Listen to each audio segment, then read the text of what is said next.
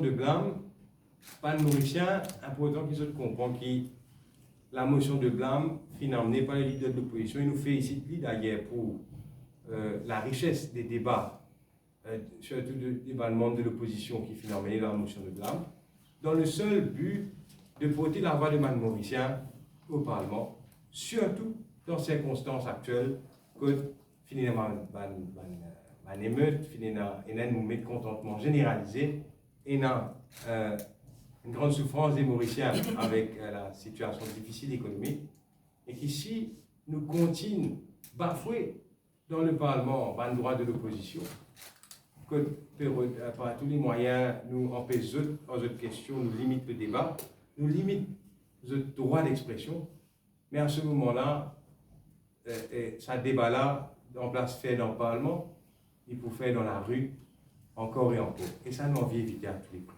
Donc la motion de blâme, c'est avant tout pour porter la voix des Mauriciens que le leader de l'opposition fait faire au Parlement.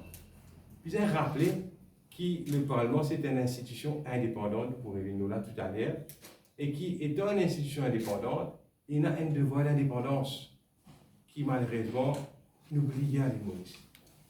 Et contrairement à un pays comme l'Angleterre, ou à une grande démocratie, côté il y a un débat urgent qui fait à Maurice, ce n'est pas le cas. Plusieurs fois, de l'opposition fin rejeter. Quand nous avons question parlementaire, qui manière aujourd'hui, il va y expliquer, mais aujourd'hui, nous trouvons qu'il n'est plus dans même une question supplémentaire. Et donc, tout ça fait qu'il y a aujourd'hui un réel danger qui, si Mauricien n'est plus fait confiance au Parlement, et c'est dans la rue qu'il peut retrouver, pareil comme en Sri Lanka. Donc ça nous félicite le leader de l'opposition.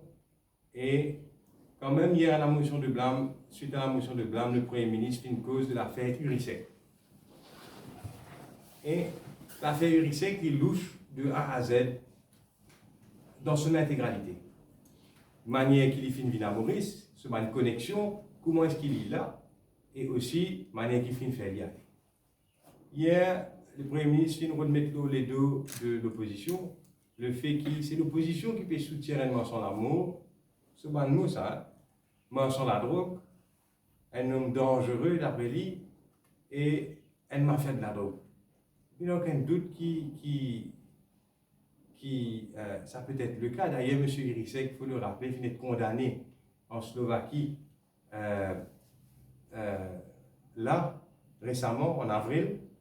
Mais la question, c'est avant tout, comment est-ce qu'il, justement, ça monsieur-là, fait une récente à Maurice, et là, le Premier ministre, pour bien répondre, pour bien demander une explication au commissaire de police, comment ce monsieur-là, alors qu'il finit une red notice de Interpol, qui finit sortir, et aussi loin que le red notice de Interpol qui finit sortir, aussi loin que août 2020, alors qu'il finit une demande d'extradition de août par les